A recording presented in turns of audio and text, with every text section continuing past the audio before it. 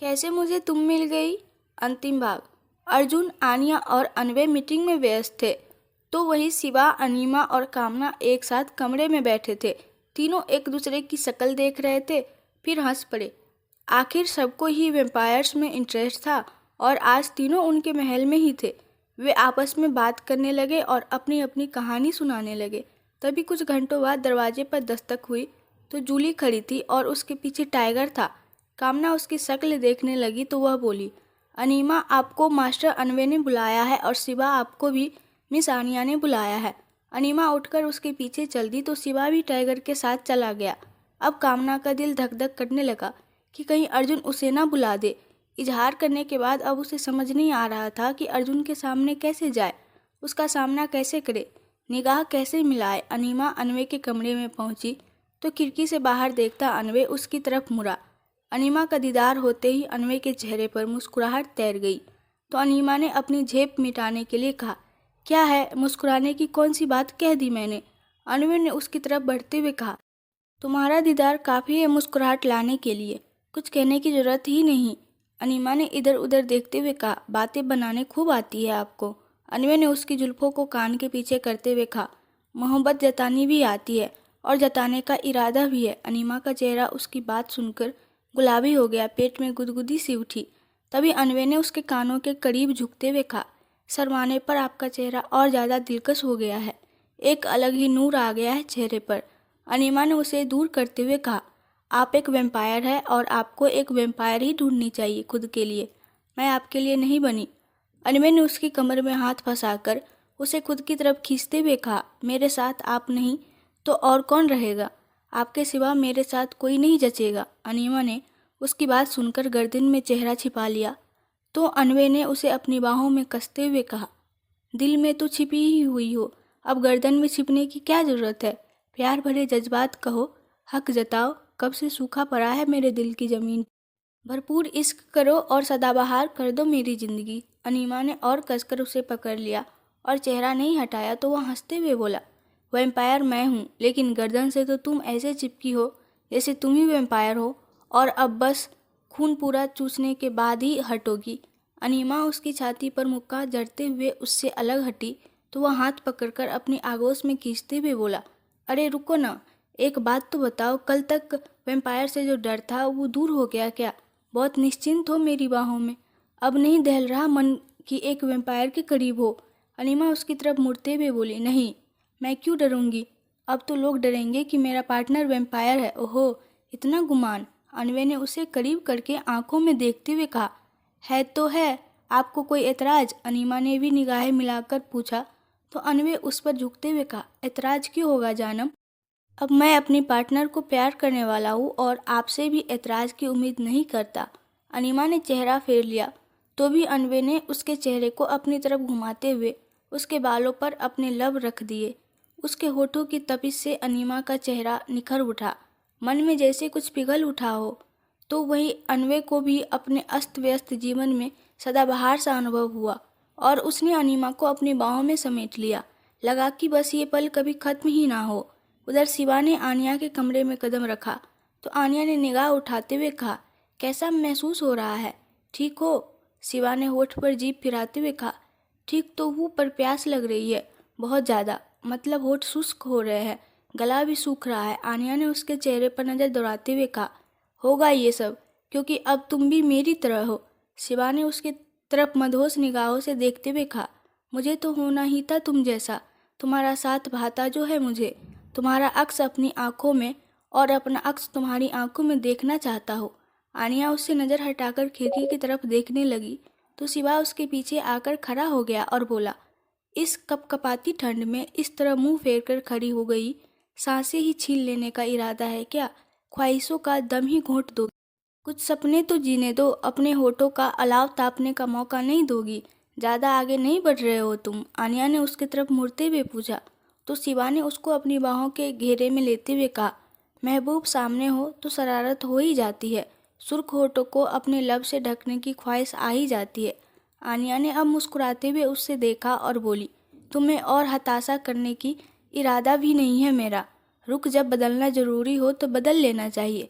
शिवा भी अब धीरे से मुस्कुराते हुए बोला, बेइंतहा प्यार करता हूँ तुमसे हमदम।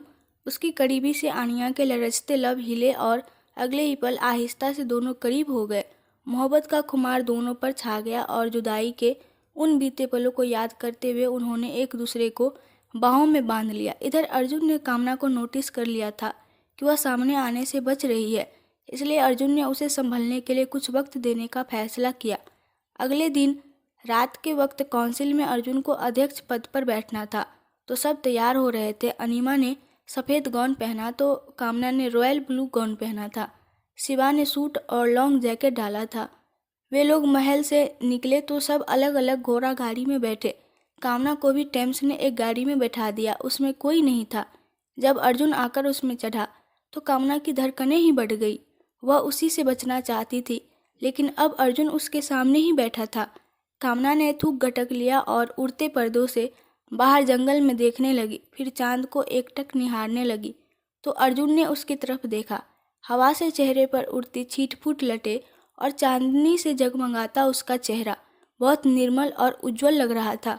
दूर रहकर फासले हो तो नहीं खलता, लेकिन इतने पास होकर भी ये फासला था तो खल रहा था। कामना बेहद खूबसूरत दीपशिखा सी लग रही थी। कामना की टकटकी टूटी तो अर्जुन ने नजरें हटा ली और वह बाहर देखने लगा। नियत स्थान पर पहुंचकर अर्जुन नीचे उतरा और अपनी हथेली आगे की तो कामना ने हिचकिचाते हुए अपनी हथेली उसके हाथ में रख दी और नीचे उतरी तो गाउन में उलझकर डगमगाकर गिरने को हुई, लेकिन अर्जुन ने उसे थामते हुए कहा, जब जब डगमगाएंगी संभालने के लिए मैं रहूँगा, इतना घबराने की जरूरत नहीं, आपको गिरने नहीं दूंगा मैं। कामना ने अपनी हथेली उसके हाथ से हटा ली और धीरे धीरे कदम आगे बढ़ा लिया तो अर्जुन आगे बढ़ गया। गामा ने उसका स्वागत किया तो अर्जुन ने मुस्कुराते हुए कहा, साथ देने के लिए आभारी हूँ आपका, आपने बेहतर काम किया और बेहद सफाई से इंजेक्शन को बदलकर अपनी वफादारी निभाई। दरअसल गामा को ही जहर वाला इंजेक्शन बनाने का काम मिला हुआ था, तो उसने अर्जुन को इस बात की जानकारी दे दी थी। अर्जुन ने उन इंजेक्शन को अपने गोल से बदलवा लिया था। इसके परिणाम स्वरूप अनवे और आनिया को इंजेक्ट करने पर उन्हें अपनी ताकत वापस मिल गई थी और वो जिंदा बच गए थे। गामा ने सिर झुकाकर हाथ आगे करते हुए मार्ग प्रशस्त किया तो अर्जुन आगे बढ़ गया। अर्जुन को अध्यक्ष पद पर बिठाया गया और सिल्वा गामा सहायक पद पर सुशोभित हुए। अनवे आनिया उनसे निचले पदों पर बैठे। अर्जुन ने बाकी योग्य सदस्यों को भी उनकी क्षमता अनुसार पद दिए। समारोह में नृत्य का आयोजन किया गया था। पद संभालने के बाद नृत्य आरंभ हुआ तो सभी अपने अपने पार्टनर के साथ नृत्य करने लगे। अर्जुन और कामना शांत थे तो टेम्स ने आकर कामना का हाथ थामा और उसे अर्जुन के पास ले आया तो अर्जुन उसका हाथ थामते हुए उसे मंच तक ले आया। कामना से डांस करते नहीं बन रहा था, वह बार बार डगमगा रही थी तो अर्जुन ने उसके पांव खुद के पांव पर रखते हुए डांस जारी रखा। अर्जुन के हाथ कामना की कमर पर थे तो कामना के हाथ अर्जुन के कंधों पर। उसकी धड़कनें थम थम कर चल रही थी। जी चाह रहा था कि या तो अर्जुन की बाहों में समा जाए या फिर उससे कहीं दूर भाग जाए। इजहार के बाद उस संग बिताए प्यार भरे पल याद आए तो कामना को सारा सुकून और सब्र छूटता हुआ सा लगा। अब मुझसे नहीं होगा, कहते हुए कामना ने उसके कंधे से हाथ हटा लिया और हटने को हुई तो अर्जुन ने उसकी बाँह पकड़कर उसे अपनी तरफ खींचते हुए हौले से कहा, बताएंगी कि डर किस बात का है? प्यार की बरसात से डर कैसा? जो सोच रही है वो पल हम दोबारा जी सकते हैं। कामना ने अपने अकुलाए मन को संभालते हुए बाँह छुड़ाई और अपनी जगह पर चली गई तो अर्जुन भी अपने आसन पर विराजमान हो गया। जश्न समाप्त हुआ तो सब महल को निकल गए। बारिश हो रही थी, बिजली करक करक पड़ती थी। उस करकराती बिजली में जंगल में होना मन सहम जाने को काफ़ी था। ऊपर से कोहरा घना था। शॉल ओढ़ने के बावजूद भी ठिठुरन बढ़ती जा रही थी। कहीं कहीं चमकते जुगनू नजर आ जाते थे। अर्जुन के दिल में एक दर्द की कसक सी उठ रही थी, लेकिन प्रेम के परवान चढ़ने को वक्त देना जरूरी था, इसलिए उसने कामना से कुछ नहीं कहा। हवा में लहराती उसकी जुल्फें उसके चेहरे को और मनोहर बना रही थी, मानो बादल चांद को ढक लेने को आतुर हो। ऐसा ही आतुर तो अर्जुन का भी मन था, उसे अपनी आगोश में ढक लेने को, विरह को दूर करने को, प्रेम भरी अटखेलियाँ करने को, बादलों से झरती बारिश बूंदों की मानिंद। अर्जुन भी अपना अनुराग कामना पर बरसा देने को आतुर था, पर बाहर से वह किसी बर्फ की मानिंद ठंडा नजर आ रहा था, जैसे उसके मन में कुछ चल ही न रहा हो। महल पहुंचकर सभी अपने गीले कपड़ों को बदलने लगे तो अर्जुन उनसे अलग चुपचाप नीचे गार्डन में ही रुक गया। कामना ने अपनी खिड़की से झांककर भीगते हुए अर्जुन को देखा और फिर पीछे हट गई। कुछ देर चुपचाप बिस्तर पर इधर उधर करवट बदलती रही, सोने की कोशिश करती रही, लेकिन अर्जुन का चेहरा नज़रों के आगे घूमता रहा। तो एक किताब जो वो इन दिनों पढ़ रही थी उसे लेने वह अलमारी की तरफ चली गई। पूरी अलमारी टटोलने पर भी जब उसे वह किताब नहीं मिली तो उसे याद आया कि अर्जुन कुछ रोज पहले कुछ किताबें ले गया था। कामना ने मन ही मन सोचा, वो तो अभी गार्डन में है, तब तक क्यों न मैं जल्दी से किताब लेकर आ जाऊँ। वह कमरे से बाहर निकली और इधर उधर देखते हुए अर्जुन के कमरे में चली गई। अंदर जाते ही दरवाज़ा बंद हो गया तो कामना का दिल बेतहासा धड़क उठा। उसने निगाहें उठाकर आतिशदान की तरफ देखा, क्योंकि अर्जुन अक्सर वही चेयर पर बैठा मिलता था, लेकिन वो वहाँ नहीं था। तो उसकी जान में जान आई और वह बोली, यूं ही बंद हुआ होगा दरवाज़ा, मैं भी न। वह सिरहाने की तरफ किताब देखकर उस ओर बढ़ गई और जैसे ही किताब लेकर मुड़ी तो बाथरूम से तौलिए में बाहर निकलते अर्जुन और उसकी नज़र टकरा गई। कामना का जी सन रह गया और वह नज़र हटाते हुए कदम बढ़ाने को हुई तो अर्जुन ने बाँह पकड़कर उसे खुद के सामने खींचकर खड़ा करते हुए कहा, बहुत वक्त बाद यहाँ कदम रखा है, इतनी जल्दी क्या है जाने की। कामना ने अपनी हड़बड़ाहट छिपाकर चुप्पी तोड़ते हुए कहा, आप कपड़े पहनेंगे ना तो मैं चली जाती हूँ। वैसे भी मैं किताब लेने ही आई थी।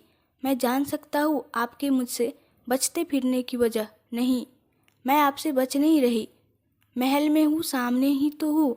महल में हो लेकिन सामने नहीं, इतना संकोच किस बात का है। कामना से अब कुछ कहते नहीं बना और लब खामोश हो गए तो अर्जुन उसके करीब बैठकर बोला, साफ साफ कहता हूँ ये दूरी बहुत खलती है मुझे, और ऐसी कोई दूरी में हमारे दरमियान नहीं चाहता जिसे मैं तय न कर सकूँ। आप अगर नादान बनती रहेंगी तो मुझे परिपक्वता दिखानी ही होगी। हम दोनों के बीच जो भी है वो एक हकीकत है और उसे इस तरह खामोशी से मिटने नहीं दे सकता। कहते हुए अर्जुन ने उसके गालों को छुआ तो कामना के गाल गुलाबी हो उठे और पीछे हटने को हुई, लेकिन अर्जुन ने उसे हटने नहीं दिया। कामना की कमर पर अर्जुन की बाह की गिरफ्त कस गई और अर्जुन ने हक से उसे अपने करीब करते हुए उसके गुलाबी होठों पर किस किया। कामना की आंखें शर्म से झुक गई और दिल धड़क उठा तो अर्जुन उसके कानों के करीब गाल को होठ से छूते हुए बोला, कभी कभी मन में सोचना छोड़कर जो चाहती हो उस प्रेम को मुझ तक पहुंचने दिया करो। यूँ हरदम खुद को रोकने की जरूरत नहीं। मैं वैसे भी निर्जीव सा जीता आया हूँ। अपनी चंचलता मुझ में भरने का हक दिया है। आपको इस हक से इस्तेमाल करे। कामना के होठों पर मुस्कुराहट तैर गई तो अर्जुन ने उसे दीवानगी से अपनी बाहों में भरते हुए कहा, तुम मेरी दुनिया हो जाना, हक से इश्क जताओ। कामना तो शर्म से पानी पानी हुए जा रही थी। इस तरह उसके निरावरण धर से लगी हुई वो मोहब्बत की तपिश में घुली जा रही थी। इस आलम में मानो उसकी सांसें रुकी जा रही थी। किताब उसके हाथ से छूट गई और उसने भी अब अपनी बाहें उठाकर अर्जुन की पीठ पर रख दी तो जैसे एक मीठा नशा समा में घुल गया। मचलते अरमानों को मानो राहत नसीब हो गई। एक दूसरे की खुशबू में खोए धड़कनों की सरगम सुनते दोनों ही अपने गुस्ताख होते दिल को संभाल रहे थे।